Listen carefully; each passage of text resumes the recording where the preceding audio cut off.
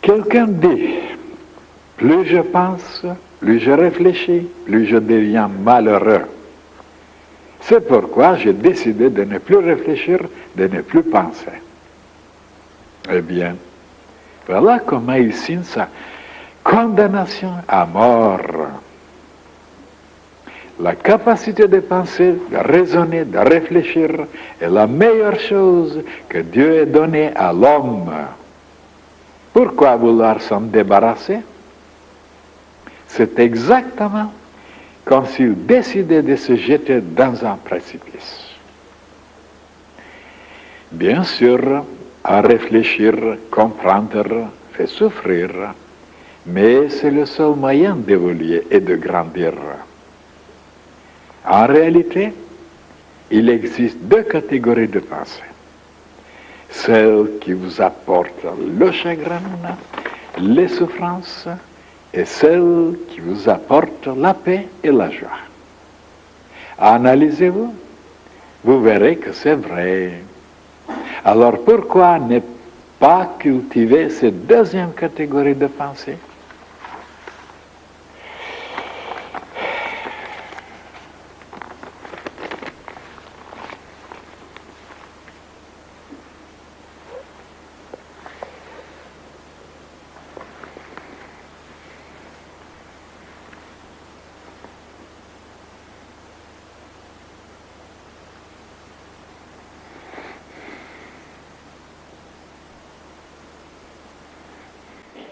Hier, je vous ai parlé que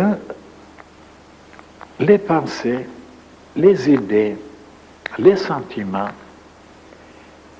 se conformaient envers quelque chose de géométrique, de mathématique. Et oui, mais comme je n'avais pas du temps à m'arrêter sur ce sujet qui est tellement extraordinaire, tellement important, alors maintenant, je vais essayer à vous révéler certaines choses. Bien sûr, ça c'est inconnu pour la majorité des humains.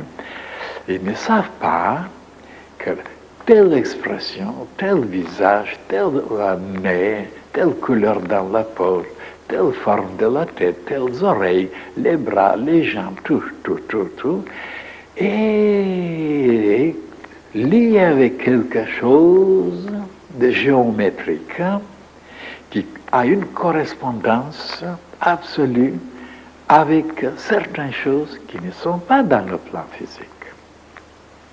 Ce qui est dans le plan physique, ce qui est concrétisé, ce qui est visible, tangible, palpable, matériel, et ces régions, cette originalité, c'est en haut, très loin, très loin, très loin, dans le monde causal. Ici, c'est le monde des conséquences. C'est pas le monde des causes. Et les gens se trompent en pensant que c'est ici les causes. Ce sont les conséquences ici. Les causes sont très loin dans nos pensées, dans nos souhaits, dans nos désirs, dans nos décisions, dans notre volonté, dans notre esprit. Et voilà maintenant comment les choses sont placées. Il me semble même qu'on n'a pas parlé beaucoup à ce sujet, malgré que c'est tellement essentiel, tellement important. Ils ont mentionné, certains occultistes, certains spiritualistes, qu'il y a un monde archétype. Ça veut dire là où ils sont les images, les projets, les plans, le côté géométrique de tout ce qui existe ici sur la Terre, les plantes, les fleurs, les cristaux, les humains, les animaux, et ainsi de suite.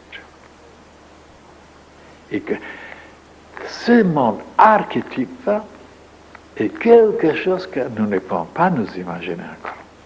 Quelque chose qui n'est pas fait d'une matière dense, opaque, c'est quelque chose de tellement subtil.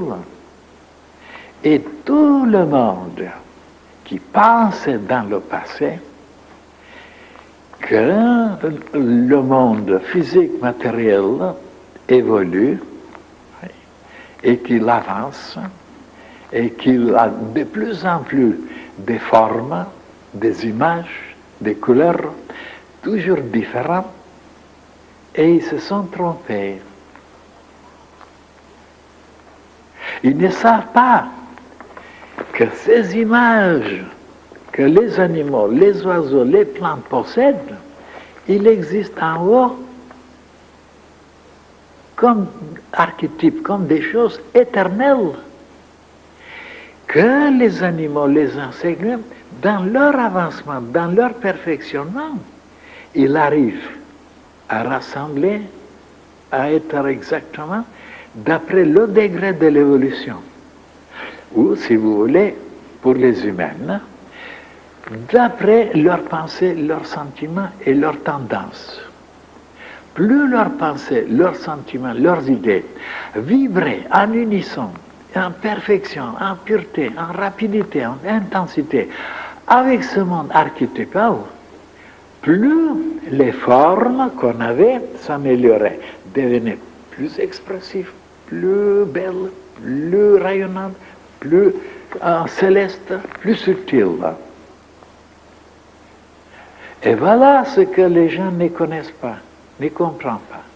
Parce que s'ils savaient ça, ils auraient fait des efforts pour s'approcher de plus en plus, pour changer leur visage, leur regard, leur corps, leurs membres, leurs organes, ainsi de suite, en sachant quelle pensée, quel sentiment, quelle détermination, quelle décision, quel mobile avoir.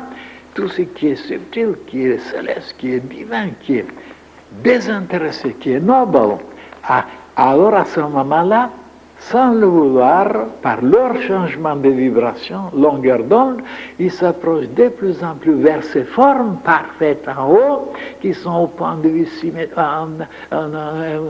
géométrique, mais alors d'une telle symétrie, d'une telle beauté comme couleur, de telle perfection, de telle splendeur qu'on ne peut pas s'imaginer. Alors donc, et même sans savoir ça, ça se fait. Voilà donc ce qui est réel, ce qui est stable, c'est le monde archétypal. Il est pour l'éternité, ces images sont là, éternelles, stables, mais ils ne sont pas variables. Ici, ce qu'on s'imagine qui est éternel est changeable. Mais jamais stable, éternel, tout est variable, d'après le degré d'avancement des vibrations. C'est pourquoi on voit, depuis des millions d'années, on constate qu'il y a une évolution dans les plantes, même les cristaux, même les insectes, même les animaux, les fourmis, les terres, partout. Et ils ne savent pas d'où ça vient, envers quoi les plantes, les animaux et les humains se tendent pour se rapprocher, pour rassembler. Pourquoi la menthe religieuse, elle arrive à rassembler à l'herbe, et à la forme et à la couleur de l'herbe. Et comment ça se fait, comme je disais, pour les ours polaires, et ils sont blancs parce qu'ils regardent la neige. Alors maintenant, je vais vous expliquer comment on peut arriver à rassembler à quelque chose qu'on veut, qu'on aime, qu'on souhaite.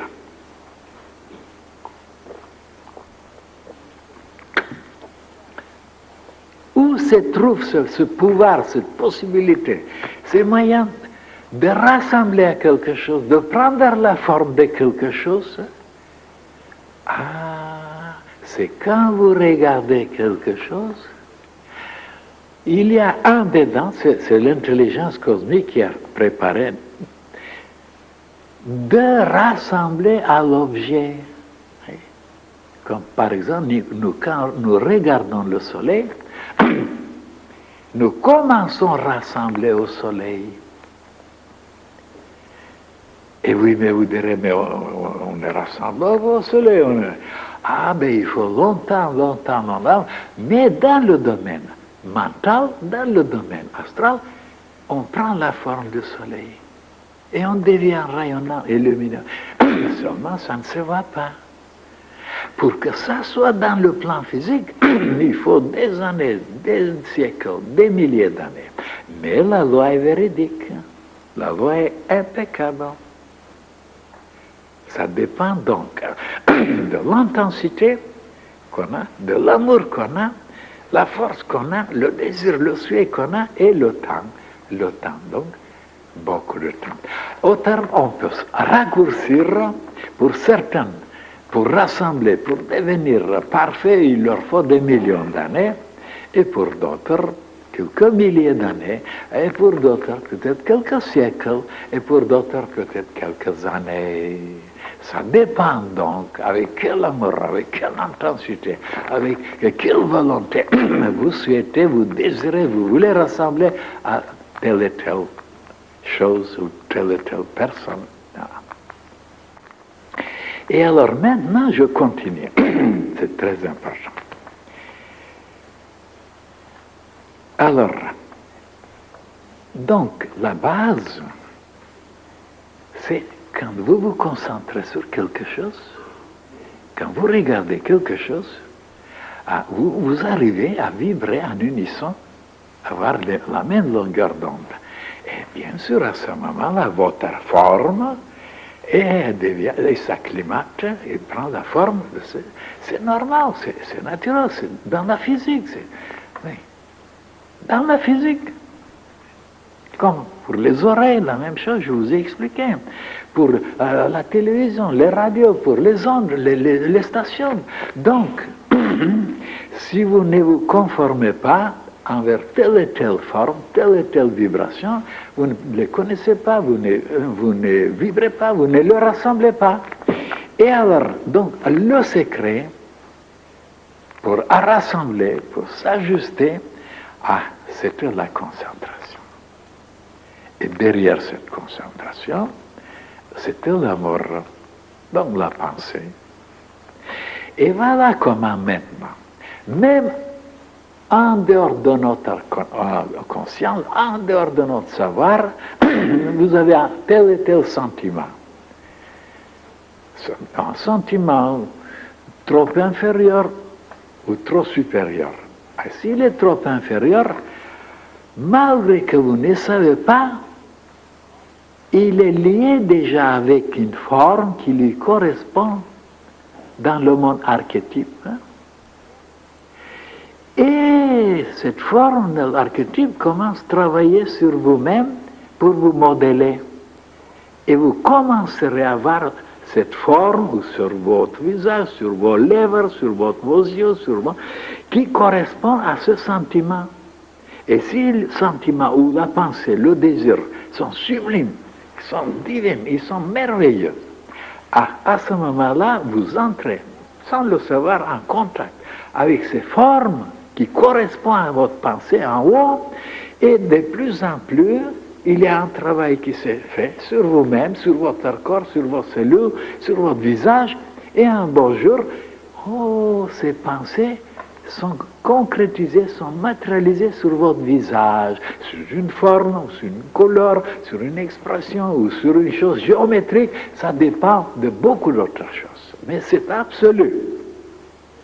Et voilà comment on peut s'enlaidir et comment on peut s'embellir, comment on peut se déformer et comment on peut se conformer. Alors, voilà, je vous donne le secret, je vous présente le secret.